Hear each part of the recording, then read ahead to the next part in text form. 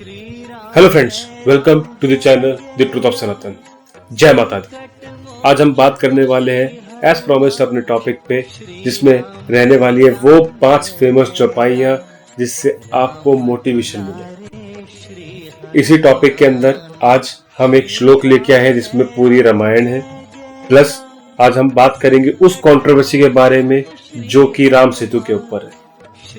तो बने रहिए वीडियो में और हम आज वीडियो शुरुआत करेंगे एज यूजुअल एक श्लोक के साथ। धर्मार्थ प्रवृत्ते सुखम धर्मेण लभते धर्म सर्वमिदं जगत। अर्थात जो धर्म को मानता है या धर्म के रास्ते पे चलता है उसी को सुख, संपत्ति, वैभव, यश ये सारी चीजें मिलती है। और जो धर्म है वही इस पूरी सृष्टि का अर्थ है या ये कह लीजिए सार है। और यहाँ पे धर्म का मतलब रिलीजन नहीं है, एज यूजुअल जैसे हमने अपनी पहले वीडियोस में डिस्कस किया है। यहाँ पे धर्म का मतलब है बेसिकली सही और सच। जो सच के रास्ते में, सही के रास्ते में चलता है, धन, वैभव, यश सब कुछ उसको मिलता है।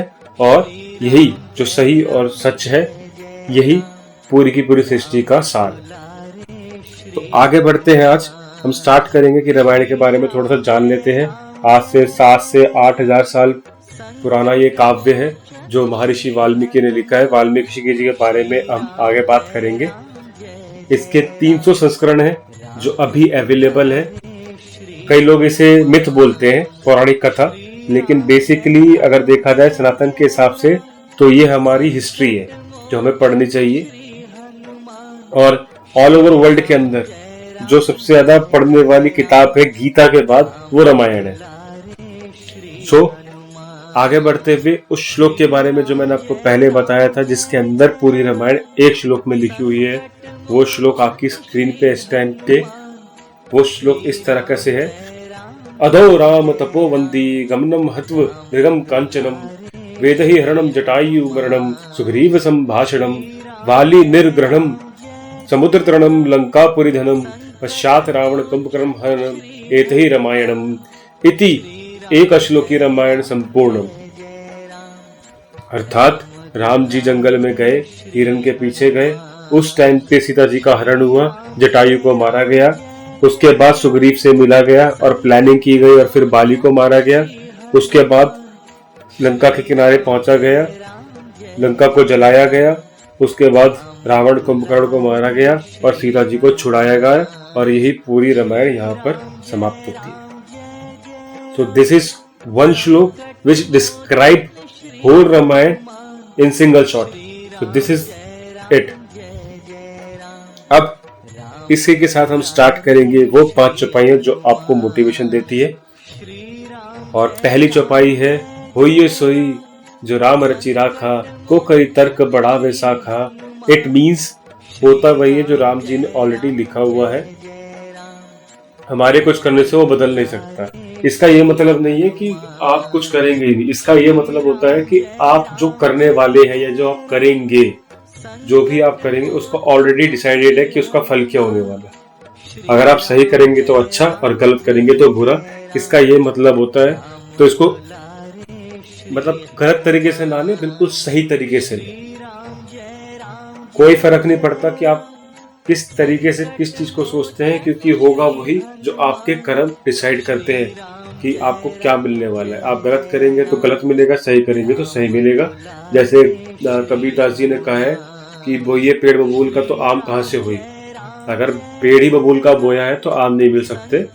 दिस इज हाउ दिस चौपाई इज डिस्क्राइब्ड। सेकंड चौपाई के बारे में अगर हम बात करते हैं तो वो है, हो धीरज धर्म मित्र अरु नारी आपद काल परखी अचारी।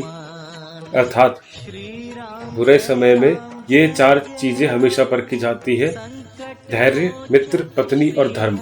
यहाँ पे फिर अगेन धर्म मतलब रिलीजन नहीं है। यहाँ पे धर्म का मतलब होता है कि आप सच्चे रास्ते पे हैं या नहीं। पत्नी के बारे में और पति के बारे में हमारे यहाँ पे ऑलरेडी एक चीज कही गई है कि पति को तब जाना जाता है जब पत्नी बीमार होती है और पत्नी को तब जब पति इकोनॉमिकली वीक होता है। तो उस टाइम पे जब आपका टाइम बुरा होता है तो आपकी पत्नी किस तरीके से आपको ट्रीट करेगी, उस चीज को ध्यान में रखते हुए श्लोक बनाया गया है। मित्र, कई बारी आपकी लाइफ में ऐसे दोस्त आते हैं जो आपके अच्छे में तो आपके साथ होते हैं, लेकिन जैसे आप पे डिफिकल्टीज आती है आपको छोड़ के चले जाते हैं। तो उस टाइम पे अगर आपका दुश्मन आपकी सपोर्ट में खड़ा है या आपकी मदद कर रहा है तो वो दुश्मन नहीं है, बेसिकली आपका दोस्त है। तो इस तरीके से इन चीजों को ध्यान में रखा जाता है। और धैर्य, आपका खुद के ऊपर जो भी कंट्रोल है, आप सिचुएशन को कैसे हैंडल करते हैं, वो जो धैर्य आपके अंदर कि अच्छा बुरी सिचुएशन आई है, I have to respond accordingly, उस धैर्य का उस टाइम पे टेस्ट होता है जब आपके ऊपर डिफिकल्टीज आती है। So be patience, have control on your life, और इन चीजों से आप अपने आसपास के सराउंडिंग के लोगों को पहचानिए और उसके हिसाब से रिएक्ट कीजिए। इस श्लोक का मतलब ये है कि अपने अंदर, अपने आसपास पॉजिटिव लोगों को ही रखिए और पॉजिटिव चीजों को ही रखिए, और अपने अंदर सेल्फ कंट्रोल, सेल्फ पेशेंस रखिए ताकि डिफिकल्टीज के अंदर कभी भी आप न हिले। तीसरी चौपाई, हरिहर जस रकेश रहु से, पर अकाज भट सहस बहु से, जे पर दोष लखहिए सह साखी, पर हित घृत जिनके मन माखी। अर्थात जो लोग अच्छे होते हैं वो सबके साथ अच्छा करते हैं, सबके लिए अच्छा सोचते हैं, सबके लिए ही अच्छा करते हैं। लेकिन कुछ लोग होते हैं जो बहुत बुरे होते हैं, उनको यहाँ पे मक्खी की तरह माना गया है। मक्खी जो होती है ना, वो घी में गिर जाती है, घी भी खराब करती है और खुद भी मर जाती है। तो वो जो बुरे लोग होते हैं ना, बेसिकली वो आपकी खुशियों को खत्म करने के लिए, आपको बर्बाद करने के लिए खुद को भी बर्बाद कर लेते हैं। तो ऐसे लोगों को पहचानिए और उनको अपने आप से दूर रखिए, ताकि वो जो मक्खी है ना, वो आपके खुशी के घी के डब्बे में न गिर जाए। तो अपने घी के डब्बे को हमेशा ढक्कन लगा के रखिए ताकि वो मक्खी आपके घी से दूर रहे और आपका घी हमेशा सेफ रहे। सो बी पॉजिटिव, थिंक पॉजिटिव, और ऑलवेज अपनी जो सराउंडिंग्स है, जब आप अपनी सराउंडिंग्स पॉजिटिव रखते हैं और अपने पास अच्छे लोग रखते हैं तो आपका गलत कभी नहीं हो सकता। इस चौपाई में यही दिखाया गया है और पूरी रामायण का सार घुमा फिरा के यही होता है कि जो अच्छे के साथ रहता है वो अच्छा बन जाता है। जैसे कि विभीषण थे, वो जब निकल के राम जी के साथ आके जुड़े तो उनका अच्छा ही हुआ, कभी गलत नहीं हुआ। इसी तरीके से अपने घी के डब्बे को बंद रखिए ताकि कोई भी गलत मक्खी उस डब्बे में ना गिर जाए। चौथी चौपाई, बिनु सत्संग विवेक न हुई, राम कृपा बिनु सुलभ न सोई, सठ सुधरहि सत्संगी पाई, पारस परस घात सुहाई। इसका मतलब ये है, जो अच्छी संगति के साथ रहता है उसके ऊपर श्री राम की कृपा बनी रहती है।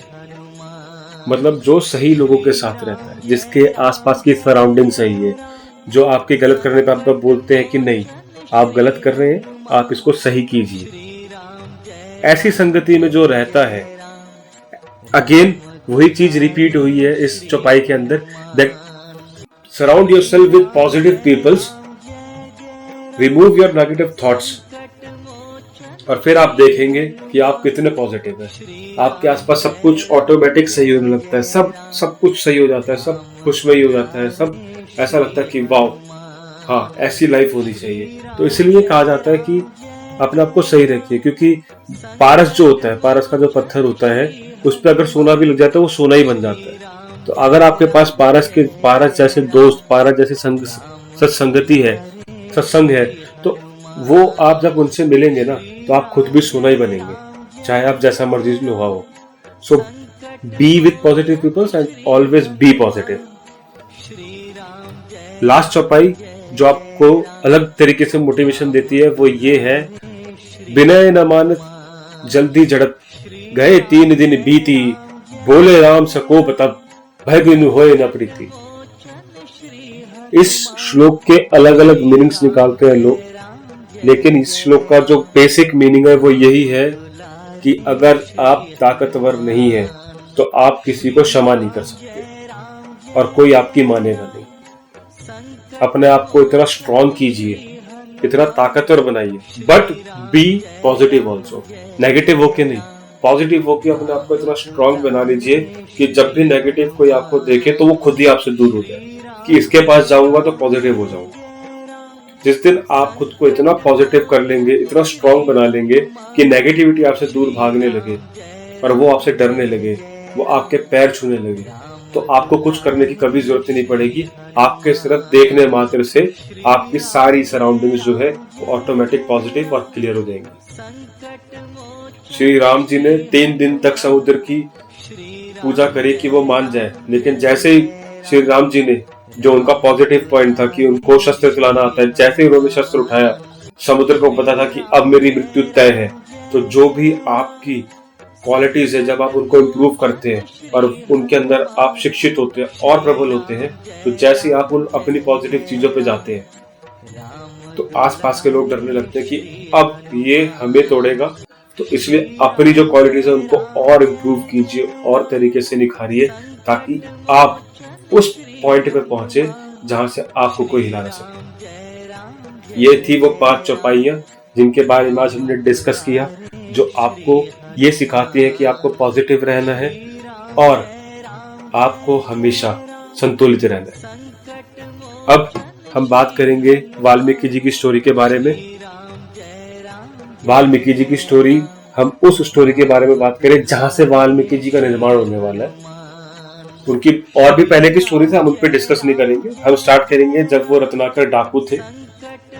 जब वो रत्नाकर डाकू थे, उससे पहले थे वो एक सैनिक थे। सैनिक मतलब वो डाकू बनने से पहले सैनिक थे और उनको झूठे केस में बाहर निकाल दिया गया। तो वो जो सैनिक थे, इसका मतलब तब वो क्षत्रिय थे। उसके बाद वो डाकू बने, जिसके बाद लोगों ने शूद्र कहना शुरू किया। एंड देन सडनली ही मेट विद ऋषि नारद। वो नारद जी से मिलते हैं और ऋषि नारद कहते हैं, जो आप भी अभी जो भी जितना भी पाप करते हो वो किसके लिए करते हो? तो वो कहते हैं, ये सब मैं अपने परिवार के लिए करता हूँ। तो नारद जी ने सिर्फ उनसे एक सिंपल क्वेश्चन पूछा, क्या आपके घर वाले आपके पाप के भागी हैं? अगर नहीं है या है तो आप एक बार घर पूछ के आ जाइए। तो वो जब घर जाते हैं तो सब के सब मना कर देते हैं। उनकी बीवी, बच्चे, उनके पिताजी सब मना कर देते हैं कि बेटा जो तू पाप करते हो उसका भागी तो अकेला है, हम उसमें कोई भागीदार नहीं है। तब वो टूटे मन से ऋषि नारद के पास आते हैं और ऋषि नारद उन्हें एक मंत्र देते हैं, राम राम, जिसको वो उल्टा पढ़ते हैं, मरा मरा। लेकिन इस शब्द की गरिमा ऐसी है, इस शब्द की माया ऐसी है, महिमा ऐसी है कि वो मरा मरा मरा मरा मरा राम राम राम ऑटोमेटिक राम हो गया। और राम राम जपते जपते जपते जपते जब उन्होंने सालों वर्ष निकाल दिए बहुत सारे, तब ऑटोमेटिक उनकी चेतना जागती है और भगवान उनसे प्रसन्न होते हैं और भगवान विष्णु आके उन्हें आशीर्वाद देते हैं कि वो रामायण को लिख पाएंगे, वो भविष्य को देख पाएंगे कि आगे क्या होने वाला है। इस तरीके से रत्नाकर डाकू, जिसको लोग शूद्र कहते थे, जो कि पहले क्षत्रिय था, वो एक महर्षि, ब्रह्म ऋषि बनते हैं और वो बनते हैं महर्षि वाल्मीकि। अब आप डिसाइड कीजिए, जो पहले क्षत्रिय था, फिर बाद में लोगों ने उसे शूद्र कहना शुरू किया और उसके बाद वो ब्रह्म ऋषि या महर्षि बने, तो उनकी असली वर्ण क्या है?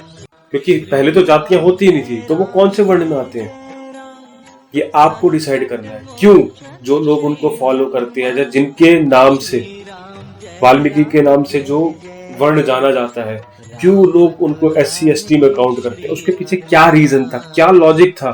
उसके पीछे सिर्फ मुझे एक ही लॉजिक, एक ही रीजन लगता है, डिवाइड क्रिएट करना और पॉलिटिक्स खेलना। उसके अलावा मुझे कोई रीजन नहीं लगता। अब हम बात करेंगे विभीषण के बारे में। रावण का सबसे छोटा भाई, एक राक्षस जिसकी तामसिक प्रवृत्ति थी, वो भगवान का, जो भगवान विष्णु की पूजा करता है, वो कैसे श्री राम जी के पास जाता है। क्यों राम जी ने उनको अपना लिया? क्योंकि वो तामसिक होके भी एक भक्त थे, उनको सही और गलत का पता था। इसी रीजन की वजह से, क्योंकि उनको सही और गलत का पता था, इसी रीजन की वजह से श्री राम ने उन्हें अपने भाई की तरह माना। रावण ने अपने ही भाई को धक्का मार के निकाल दिया, क्योंकि उसने सही कहा कि आप धोखे से एक नारी को लेके आए हैं, आप उसे उसके पति को वापस नहीं कर रहे हैं, आपको करना चाहिए। इसी से वो नाराज हो गए और उन्होंने अपने भाई को देश निकाला दे दिया। उसके बाद वो श्री राम के पास आए और श्री राम ने उनको एक्सेप्ट किया, इवन कि ये तक कह दिया कि आप लंकापति बनेंगे, जो कि बाद में सच भी हुआ। ऐसे विभीषण जो राक्षस थे, जब एक भगवान, जहाँ पे लोग ये क्रिएट करने की कोशिश करते हैं कि सनातन के अंदर वर्ण व्यवस्था थी और लोगों को नीचा दिखाया जाता था, क्यों एक भगवान ने एक राक्षस को अपने भाई की तरह माना? क्या रीजन था उसके पीछे? कोई रीजन नहीं था, क्योंकि पहले हमारे सनातन में कभी भी डिस्क्रिमिनेशन नहीं था, कभी भी नहीं। एक क्षत्रिय, एक शूद्र, कोई भी हो, कोई भी ABCD कोई भी, वो ब्राह्मण बन सकता था, क्योंकि ब्राह्मण का मतलब वो होता है जो ब्रह्म को जानता है। मैं यहाँ पंडितों की बात नहीं कर रहा हूँ, विप्रों की बात नहीं कर रहा हूँ, मैं ब्राह्मणों की बात कर रहा हूँ। पहले लोग पंडित भी बनते थे, विप्र भी बनते थे, हर चीज का एक अलग मीनिंग होता है।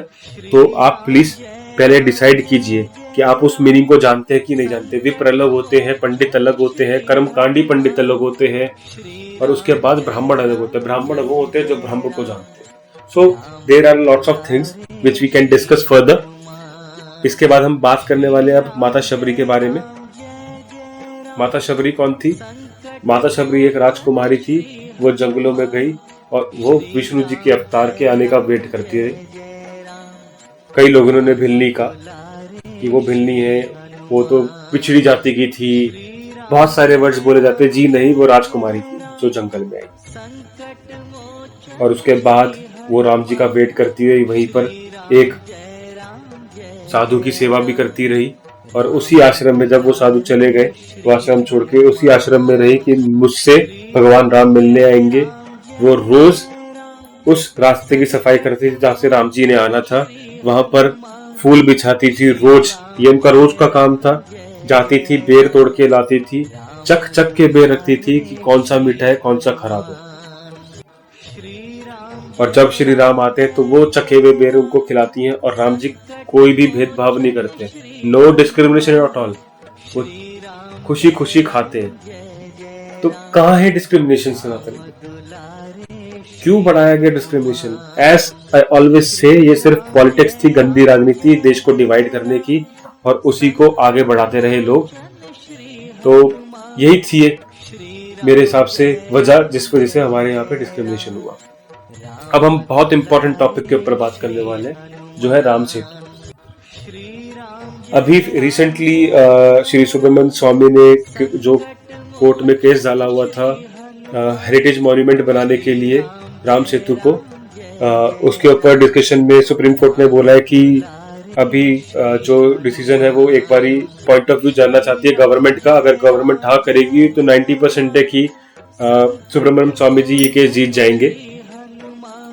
राम सेतु के ऊपर अगर मैं डिस्क्राइब में बता पाऊँ तो एक आर्कियोलॉजिस्ट है, अगर मैं गलत नहीं हूँ तो, चेल्सी रोज करके, उन्होंने इसको पूरे स्ट्रक्चर को जब ऊपर से देखा और थोड़ी सी जो रिसर्चेज हुई हैं राम सेतु के ऊपर, उसमें पता चला है कि जो पत्थर रखे गए हैं वो मैन मेड तरीके से ही रखे गए हैं। That is clarified only.